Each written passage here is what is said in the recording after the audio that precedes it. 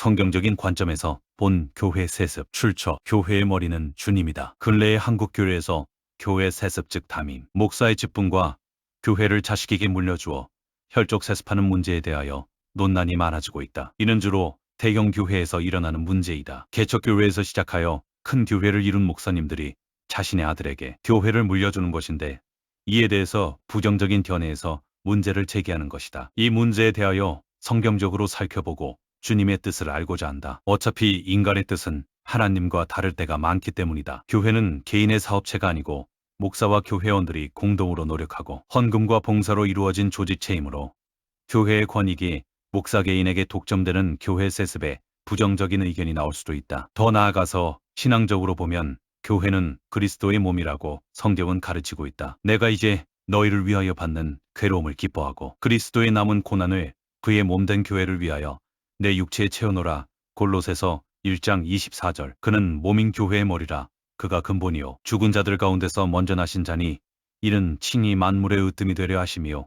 골로새서 1장 18절. 교회는 그리스도를 구주로 고백하는 신앙 공동체이므로 그리스도로 이루어졌고, 교회원들은 머리 대신 그리스도의 지체로 한 몸을 이룬 신앙 공동체이므로 교회의 주인은 그리스도요 하나님이다. 이런 교회에서 목사가 세상적으로 보면 교회원과의 공동재산이나 다름없는 교회를 사유화하여 자식에게 물려주는 것은 개인 사업체에서나 있을 법한 일로서 교회의 주인 노릇하는 것으로 보일 수도 있다. 이러므로 그동안 교회 세습, 특히 대형 교회에서 목사가 자식에게 교회를 물려주는 것을 부정적으로 볼 수 있는 것이다. 이에 대하여 반대 운동도 많고 세습 과정에서 기존 교회원들과 목사와의 갈등도 발생하고 있다. 그러면 성경에서는 이 문제에 대해서 어떻게 해답을 찾을 수 있는지를 알아보고자 한다. 주님께서는 그리스도의 몸을 세우기 위해서 사역자를 세웠는데 그 중에 하나가 목사라고 하였다. 그가 혹은 사도로, 혹은 선지자로, 혹은 복음 전하는 자로, 혹은 목사와 교사로 주셨으니 이는 성도를 온전케 하며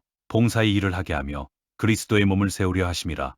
에베소서 4장 11절 12절. 사도로, 선지자로, 복음 전하는 자로, 목사로, 교사로 일꾼을 세워 그리스도의 몸을 세웠다 하였다. 사도는 주님 생전에 임명받은 12제자를 의미하고, 선지자는 예언자를 의미하고, 복음 전하는 자는 전도자를 말한다면 사도는 현재 없고, 복음 전하는 자와 선지자는 교회의 직분자라고 할 수 없고 영적인 사역자라고 할 수 있다. 목사와 교사는 교회의 직분자인데 교사는 가르치는 선생 같은 직분자이고, 목사는 원래 의미가 목동즉 양치는 자를 의미한다 하였다. 그러므로 목사는 목자로서 양을 돌보는 것이 제일 주업무라고 할 수 있다. 가르치는 교사나 예언자나 전도자의 사역은 개인의 은사에 따라 전 교회원 중에서 누구나 할 수 있는 보편적인 임무라고 할 수 있다. 그러나 양을 돌보는 목자의 직분은 누구나 할 수 없고 하나님이 구별하여 세운 사람만 할 수 있다. 이는 주님께서 베드로에게 내 양을 먹이라, 내 양을 치라며 목자, 즉 목사의 직분을 주셨기 때문이다.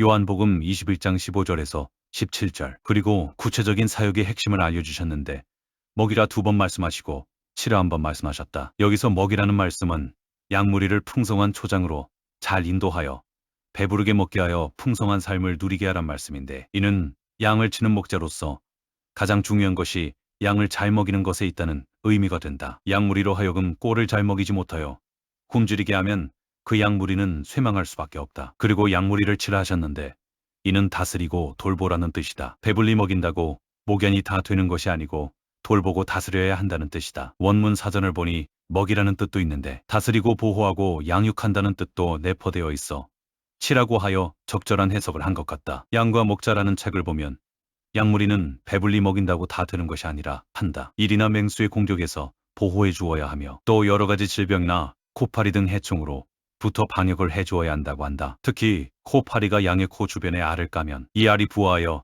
양의 코 속으로 침투하여 극심한 고통을 준다 한다. 그러므로 양들은 이 코파리를 매우 두려워하며 코파리를 피하기 위하여 도망하며 덤불 속에 머리를 숨기며 발광하다시피 한다고 한다. 여름철에 발생하는 이런 기생충을 목자가 방역해주지 못하면 양무리는 큰 피해를 입는데 방충용 기름을 양의 머리와 코 주변에 발라주면 코파리가 접근을 하지 못하므로 양떼는 안정을 찾고 평안을 누린다고 한다. 시편의 23편에 있는 말씀처럼 기름으로 내 머리에 바르셨으니 내 잔이 넘치나이다. 이 말씀은 기름을 머리에 바른 후에 코파리의 줌으로부터 오는 공포와 위협으로부터 해방된 양무리의 평안을 말해주는 것 같다. 그러므로 양을 먹이는 것도 중요하지만 양을 지키고 보호하는 것도 매우 중요한 것이다. 그러기에 주님은 목자의 사명 중에 먹이는 것과 더불어 치는 것, 즉 보호하고 다스리는 것을 강조하신 것 같다. 먹이는 꼴은 그리스도의 복음이 되어야 한다. 교회의 목사가 주님이 임명한 목자의 사명을 받은 것이라면 목사는 양 무리인 교인들을 하나님의 말씀인 그리스도의 복음으로 영혼을 살리는 사역을 해야 한다. 양이 먹어서 풍성한 삶을 얻고 생명이 살아나듯이 생명을 살리는 말씀인 예수 그리스도의 복음을 먹여야 한다. 예수 그리스도의 복음이 없는 교훈이나 도덕 수양 설교는 생명을 살리는 영적인 꼴이 될 수 없다. 영이 생명이 살 수가 없다. 정신이나 도덕심은 살아날 수가 있을지 모르지만 진정한 영은 살 수가 없는 메마른 꼴이요 영양가 없는 꼴이다. 이런 꼴을 먹은 심령은 영이 살지 못한다. 그뿐 아니라 복음으로 오는 구원의 은총을 접하지 못하므로 구원받은 자의 대열에 설 수가 없다. 주님이 명하신 먹이라는 꼴은 예수 그리스도의 십자가의 고난과 부활을 통한 영이 구원을 얻는 복음이다. 이에 대해서 사도 바울은 내가 너희 중에서 예수 그리스도와 그의 십자가에 못 박히신 것 외에는 아무것도 알지 아니하기로 작정하였음이라 고린도 전서 2장 2절에서 선포하였고 그리스도의 복음의 지식 외에 다른 것은 배설물처럼 여긴다 하였다. 빌립보서 3장 8절. 그리고 복음을 알지 못하는 것은 하나님의 비밀인 그리스도를 깨닫지 못한 것이므로 골로새서 2장 2절. 이는 하나님의 계시를 받아야 하고 이런 계시를 받아야 복음의 비밀인 그리스도의 복음의 비밀을 선포할 수 있다 하였다. 에베소서 3장 3절 6장 19절. 주님이 양에게 먹이라 하신 말씀은 그리스도의 복음인 것이고 복음을 제쳐두고 도덕이나 교훈이나 수양 설교나 하는 사람은 주님의 명령을 거스리는 사역이 되는 것이다. 이런 사역자는 하나님의 비밀인 그리스도를 알지 못하는 상태이고 주님 안에 있는지 자신의 믿음을 점검해야 하는 것이다. 이런 사람은 하나님의 비밀인 그리스도를 알지 못하니 그리스도를 증거하지 못하게 된다. 그러므로 그리스도의 복음을 증거하지 못하는 사람은 하나님의 비밀인 그리스도를 알지 못하는 비참한 영적 상태에 있음을 반증하는 것이다. 그러므로 거짓 사역자가 될 수밖에 없는 것이다. 영을 구원하고 살리고 영을 자라게 하고 풍성하게 하는 꼴은 예수 그리스도의 복음 외에는 없는 것이다. 이것이 가장 좋은 꼴이고 생명의 양식이므로 양무리인 교인들에게는 항상 생명의 꼴인 그리스도의 복음을 먹여야 하는 것이다. 그럴 때에 양이 풍성한 삶을 누리듯이 교인들의 삶이 풍성한 삶이 되는 것이다. 복음을 잘 가르치는 것은 영적인 일이나 맹수 같은 이단 사설에서 양의 무리와 같은 교회원들을 보호한다. 또한 치라 하셨는데 양무리를 일이나 맹수로부터 보호하고 기생충이나 질병으로부터 보호하고 또한 멀리 보지 못하고 곁길로 가기 쉽고 고집스럽고 넘어지면 혼자서 일어날 수 없는 양의 속성을 아시기에 돌보라 하셨고 인간을 이러한 양과 같이 보시기에 목자에게 돌보라 하신 것 같다. 하나님은 인간을 양무리와 비유하셨다. 내 양 곧 내 초장의 양 너희는 사람이요 나는 너희 하나님이라 나 주 여호와의 말이니라. 에스겔 34장 31절. 그리고 예수님은 자신을 선한 목자로 비유하셨다. 요한복음 10장 11절. 주님은 인간을 양으로 보시고 목자이신 하나님의 돌봄을 받아야 살 수 있다고 하셨다. 악한 목자를 만나면 도적질 당하고 죽는다 하셨다.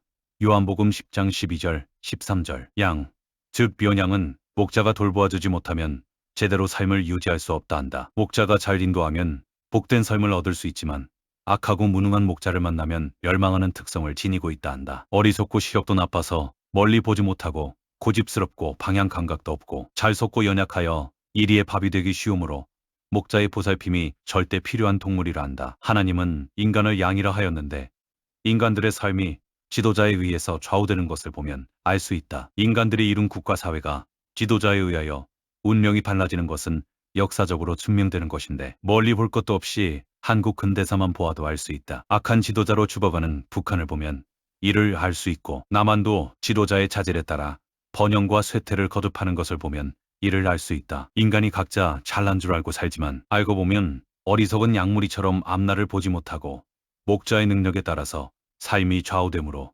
하나님의 말씀처럼 어리석은 양무리인 것이다. 주님께서는 선한 목자로 오셔서 양들을 위하여 목숨을 버리고 양들을 구원하여 교회로 부르시고 목자를 세워 양들을 돌보게 하셨는데 이것이 현대 교회의 목사이고 이는 주님의 사역을 계승한 영적 후계자라고 할 수 있다. 그러므로 목사의 사명은 예언자나 전도자나 교사의 사명보다 양들을 잘 먹이고 돌보며 일이나 맹수로 붙어 지키고 풍성한 삶을 살 수 있도록 인도하는 것이라고 할 수 있다. 가르치는 일이나 예언 사역 등도 양을 치는 사역 중에 포함되지만 결과적으로 양무리를 살리고 풍성한 삶으로 인도하는 것이 우선되어야 한다. 예언을 잘하고 교훈을 잘 가르쳐도 양무리들이 풍성해지지 못하면 목자로서 사명을 감당하지 못하는 것이 되는 것이다. 복음 선포에는 진리를 가르치는 사역이 있는데 복음 선포를 통하여 양무리인 교회원들을 침노하는 이단 사설과 온갖 비진리로부터 교인들의 믿음을 지켜주어야 한다. 대부분의 양이 그러하듯이 교인들도 자기 스스로 자기의 믿음을 지킬 수가 없다. 많은 교인들의 이단 교리에 빠져서 실족하는 것을 보면 이를 알 수가 있는 것이다. 그러므로 영적으로 보면 일이나 맹수나 기생충이나 질병 같은 이단 사설에 대해서 그들의 비진리에 대하여 부지런히 가르쳐야 하는 것이다. 그리고 가르침의 핵심은 역시 그리스도의 복음인데 교인들에게 그리스도의 십자가의 구속과 부활의 교리에 대해서 철저하게 가르치고 의식화시켰다면 그리스도의 복음에 배치되는 이단 교리에 빠질 리가 없는 것이다. 이들의 이단 교리가 복음의 핵심과 상충되기 때문인 것이다. 수십 년 교인 생활을 하면서 수백 번 설교를 듣고도 이단 교리에 빠진 사람들 보면 한탄만 나온다. 그 많은 설교를 듣고도 복음의 기초도 알지 못했는지 믿지 못했는지 이단을 비롯하여 종교다원주의 배교자의 대열에 있는 사람들 보면 도무지 이해가 되지 못하는 것이다. 얼마나 복음을 몰랐으면 얼마나 비밀의 장막에 갇혔으면 가장 기초적인 복음인 예수 그리스도의 십자가의 유일 구원을 모른단 말인가? 얼마나 강단에서 복음을 전하지 못했으면 그리 많은 교인들이 복음을 모르는 영적인 암흑 상태에 있단 말인가? 사도 바울은 예수 그리스도와 그의 십자가에 못 박히신 것 외에는 아무것도 알지 아니하기로 작정하였다 하였는데 사도 바울의 제자인 목사들이 복음 없이 도덕 선생, 종교 철학자 흉내만 내고 있는지 한탄만 나온다. 제사장 사역과 목사 사역의 동질성, 교회 세습에 대하여 글을 쓰다 보니 목사의 사역을 논하게 되어 서두가 길어졌다. 이런 말을 하려면 한도 없이 길어질 것 같아서 본 글의 취지인 목사들의 교회 세습에 대하여 간단하게 개진해 보려고 한다. 세상에서 세습에 대한 관점에서 벗어나 성경적으로 어찌 해석할 수 있는가 라는 것으로 접근해 보려고 한다. 그런데 교회 세습에 대하여 중보사역의 관점에서 보면 제사장과 목사의 사역은 동일하다고 볼 수 있다. 어찌 그러냐 하면 구약의 제사장은 하나님과 백성과 사이에서 중간에 서서 백성의 죄악을 속죄하는 중보자 역할을 하였다. 죄로 말미암아 하나님과 원수된 사람을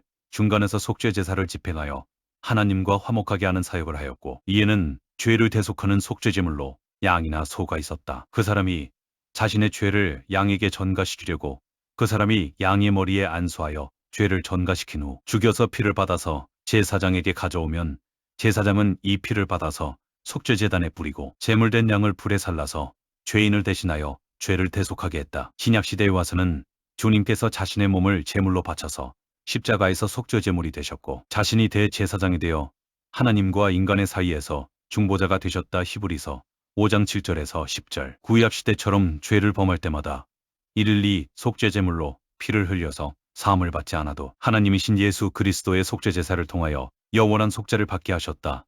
히브리서 10장 11절에서 14절. 그리고 자신의 속죄제사를 통하여 인간의 죄를 하나님 앞에서 중보하는 제사장이 되셨다. 로마서 8장 34절에 다음과 같이 기록된 대로 누가 정죄하리요? 죽으실 뿐 아니라 다시 살아나신 이는 그리스도 예수시니 그는 하나님 우편에 계신 자요 우리를 위하여 간구하시는 자신이라 라고 하신 대로 예수 그리스도는 자신이 또한 대제사장으로서 하나님 우편에서 자신의 속죄제사로 이루어진 속죄의 은혜를 인간에게 베풀기 위하여 간구하신다 하였다. 인간들의 죄를 중보하기 위하여 간구하시는 것이다. 목사들이 올리는 죄에 대한 회개의 제사를 받아서 인간들의 죄를 하나님 앞에서 중보하는 간구를 하시는 것이다. 그러므로 그리스도로부터 사명을 받은 목사들에게는 교회 예배를 통하여 교인들과 나라와 백성을 죄를 중보하는 중보 사역이 있는 것이다. 그리스도의 속죄 제사를 통하여 하나님께 아뢰되 그리스도의 이름으로 속량받기를 구하게 되고 영원한 대제사장으로 계시는 예수 그리스도의 중보 사역을 구하는 간접적인 중보 사역이 있는 것이다.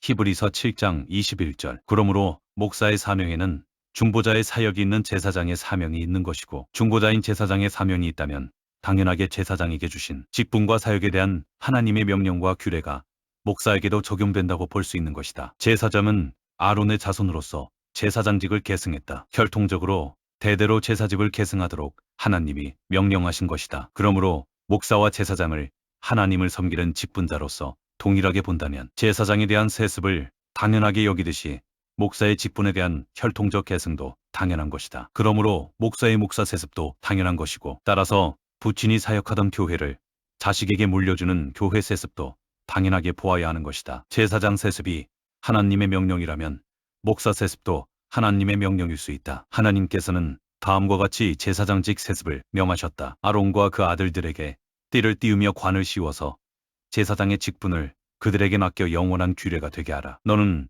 이같이 아론과 그 아들들에게 위임하여 거룩하게 할지니라.